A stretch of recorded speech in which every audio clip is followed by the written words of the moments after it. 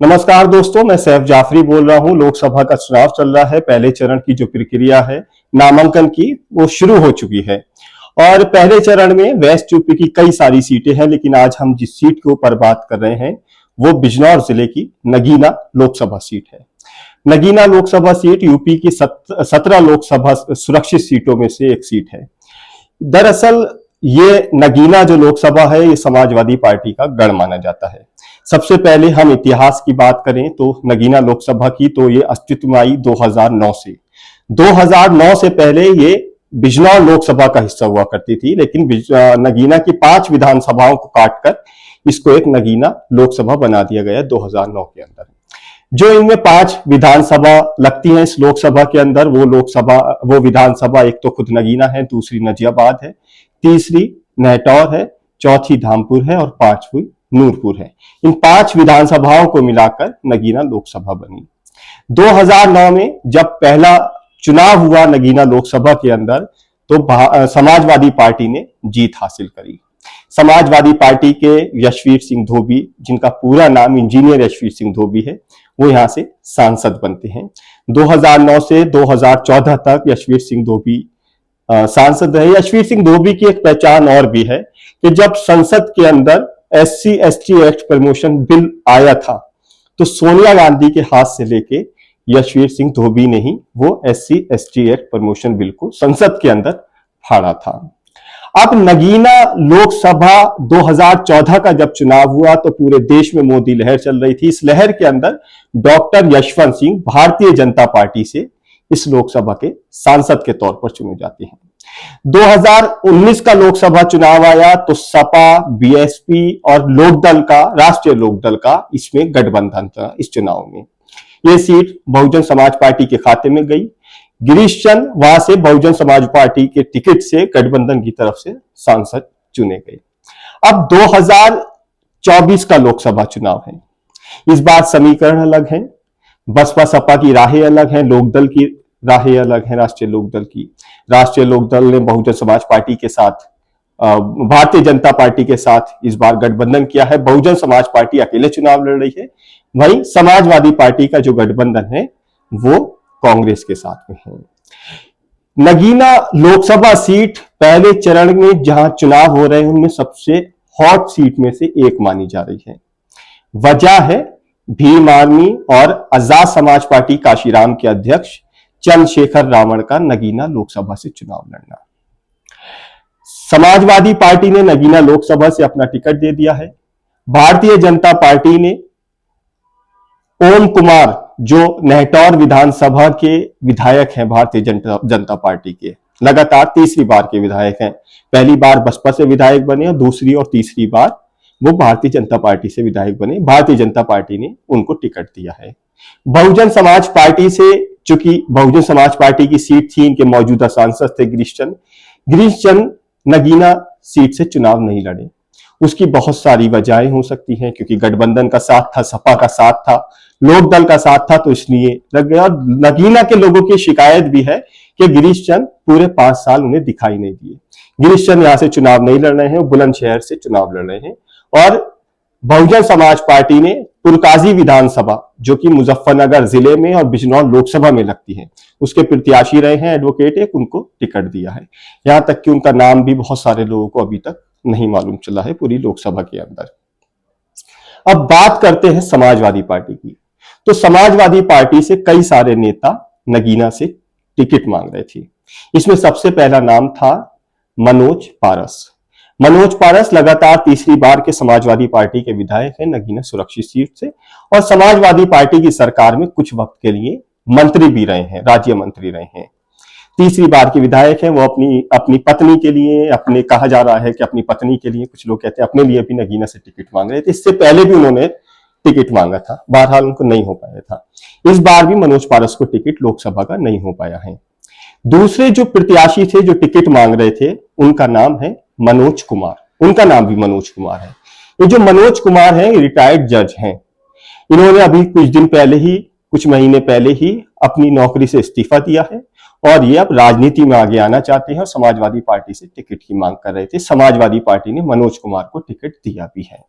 मनोज कुमार अखिलेश यादव की पसंद बताए जाते हैं। इस सीट पर एक और दिलचस्प खेल हुआ है, और वो दिलचस्प खेल है चंद्रशेखर आजाद रावण के साथ में। क्योंकि रावण जब तक गठबंधन में विपक्ष में रही समाजवादी पार्टी, 2022 से पहले की भी मैं बात कर रहा हूं, तो रावण को उम्मीद थी कि वो अखिलेश यादव के साथ गठबंधन में आएंगे। अखिलेश यादव ने उन्हें गठबंधन में नहीं लिया 2022 के चुनाव में। 2022 के बाद चंद्रशेखर आजाद रावण इस उम्मीद में रहे कि 2024 में समाजवादी पार्टी उन्हें गठबंधन में शामिल करेगी और उन्हें भी या उनके किसी दूसरे नेता को भी कोई एक दो सीट दी जा सकती है। लेकिन चंद्रशेखर रावण खुद भी और उनके समर्थक भी इतना तो तय मान के चल रहे थे कि कोई उनके दूसरे प्रत्याशी को सीट मिले ना मिले, लेकिन गठबंधन खास तौर से अखिलेश यादव नगीना लोकसभा सीट से चंद्रशेखर आजाद रावण को चुनाव लड़ाएंगे। लेकिन उन्होंने ऐसा नहीं किया, टिकट गया मनोज कुमार को। इस पर भी क्या बात करेंगे कि क्या समीकरण बैठेंगे, किस तरह से बैठेंगे, चंद्रशेखर आजाद रावण की क्या भूमिका होगी, क्या बसपा सपा और चंद्रशेखर आजाद रावण की लड़ाई में जो सीट सपा का वो बेस मानी जाती है नगीना, क्या उसमें एक बार फिर से दूसरी बार कमल खिलेगा, इस पर चर्चा करेंगे। पहले वहां के इसके जातिगत और उस आंकड़ों की हम बात कर लेते हैं। दरअसल नगीना में जो पूरी सीट है लोकसभा, इसमें 14,93,000 टोटल वोट्स हैं। मैं ये जो आपको डेटा दे रहा हूं ये 2019 के चुनाव का दे रहा हूं, जिसमें 50% से ज्यादा मुस्लिम है, इसके साथ 21% इसमें एससी है, यानी कि मुस्लिम और एससी इसमें शेड्यूल कास्ट मिला दी जाए तो टोटल 71% बनता है। अब हम बात करते हैं कि इसमें मुस्लिम वोट कहां रहेगा, दलित वोट इसमें कहां रहेगा, और इसके साथ चंद्रशेखर आजाद रावण सपा बसपा और भाजपा किन मुद्दों के साथ चुनाव लड़ रहे हैं और जनता का रुख किस तरफ है। सबसे पहले मनोज कुमार पूर्व जज की बात करते हैं, जो समाजवादी पार्टी के प्रत्याशी हैं। उनके पास एक बेस वोट है जो समाजवादी पार्टी का वोट है, खास तौर से मुस्लिम, क्योंकि इस सीट के ऊपर जो यादव है वो ना की बराबर है, शायद 1000-2000 कहीं हो सकते हैं, बाकी यादव इस सीट के ऊपर नहीं है। इसके अलावा इस जो मनोज कुमार हैं, इनके पास ये भी कहा जा रहा है कि जो दलित वोट बैंक है वो उसमें अच्छी तरह से सेंधमारी कर सकते हैं। लेकिन बात यदि चंद्रशेखर आजाद रावण की करें तो जाहिर सी बात है, और हम सब देखते भी हैं कि वो दलितों के बीच में तो लोकप्रिय है ही, इसके साथ ही एक मुस्लिम समाज का बहुत बड़ा तबका है जो चंद्रशेखर आजाद रावण को एक नेता बनता हुआ देखना चाहता है। उनका तर्क ये रहता है कि चंद्रशेखर आजाद रावण, चाहे वो सीएनआरसी का प्रोटेस्ट हो या मुस्लिमों का कहीं से भी कोई मामला उठता है, कोई इनको लेकर के कोई घटनाएं होती हैं, तो सबसे पहले बढ़ चढ़ के हिस्सा लेते हैं। मैं व्हाट्सएप पर कई सारे मैसेज पढ़ रहा था आज सुबह, तो उसमें एक मैसेज था कि जो कंपैरिजन किया गया था मनोज कुमार में और चंद्रशेखर आजाद रावण में, वो कंपैरिजन ये था, भेजने वाले ने उसमें लिखा था कि भाई मनोज कुमार जो है वो 10 महीना पहले ही राजनीति में आए हैं, जबकि चंद्रशेखर आजाद रावण 2-4-5 साल से लगातार इस देश की इस राजनीति की और खास तौर से दलित और मुस्लिम की लड़ाई को लड़ रहे हैं। तो उनका कहना यह है लोगों का कि इस बार जो वोट है मुस्लिम बड़ी तादाद में चंद्रशेखर आजाद रावण को भी देने वाला है, क्योंकि दलित जो है वो साफ तौर पर 3 जगह बढ़ता हुआ नजर आ रहा है, चाहे बीएसपी हो, बहुजन समाज पार्टी, जो उसका बेस वोट है, दलितों में भी जो बहुजन समाज पार्टी का बेस वोट है, आप ये मानकर चलिए कि शायद ही उसमें 20-30% से ज्यादा बेस वोट जो है उसका वो हिल पाए, जो उसका अपना कैडर वोट है। बाकी जो दलित वोट जो स्विंग करता है हर चुनाव में, कैंडिडेट को देखकर, लहर को देखकर और पार्टी को देखकर, वो वोट किस तरफ जाएगा, तो कि वो वोट आपको 2 तरफ बढ़ता हुआ दिखाई दे रहा है, एक चंद्रशेखर आजाद रावण में और दूसरा समाजवादी पार्टी में।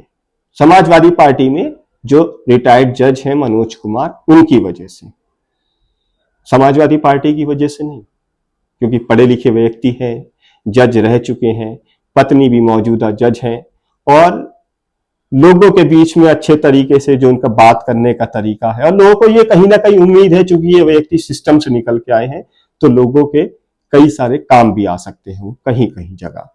दूसरा, चंद्रशेखर आजाद रावण की जो एक छवि है वो एक युवा नेता के तौर पर है, ऊर्जावान नेता के तौर पर है, संघर्ष करने वाले नेता के तौर पर है। इसमें नो डाउट, इसमें कोई शक नहीं है। जब जामिया के अंदर CNRC के नाम पर जब हंगामा हो रहा था, जब जामिया के छात्रों के ऊपर लाठी चार्ज की गई, या GPO के अंदर, दिल्ली के अंदर जब प्रोटेस्ट किया गया, तो चंद्रशेखर आजाद रावण उसमें सबसे आगे आगे शामिल थे। चाहे वो दिल्ली की जामा मस्जिद का प्रोटेस्ट ही क्यों ना हो, चंद्रशेखर आजाद रावण सारे प्रोटेस्ट में, सारे जितने भी CNRC से लेके मुस्लिमों से जुड़े हुए प्रोटेस्ट है उसमें सबसे आगे शामिल रहे हैं। खैर, 19 अप्रैल में लोकसभा चुनाव की पहली वोटिंग है, पहले चरण की। अब देखना यह है कि किस तरफ नगीना लोकसभा का जो मुसलमान है उसका रुख किस तरफ रहेगा, नगीना लोकसभा के दलित समाज का रुख किस तरफ रहेगा। लेकिन ये तय है कि अगर ये समाज, चाहे वो दलित समाज हो या मुस्लिम समाज हो, ये अगर इन दोनों के बीच में बटा, तो इसमें कोई दो राय नहीं और कोई शक नहीं कि यहां से भारतीय जनता पार्टी की जीत तय है। आप हमारे साथ जुड़े रहिए, चैनल को सब्सक्राइब कर लीजिए, वीडियो को लाइक कर लीजिए। हम इसी तरह से प्रत्येक लोकसभा के जो समीकरण हैं, जो वहां की खबरें हैं, वो आप तक पहुंचाते रहेंगे।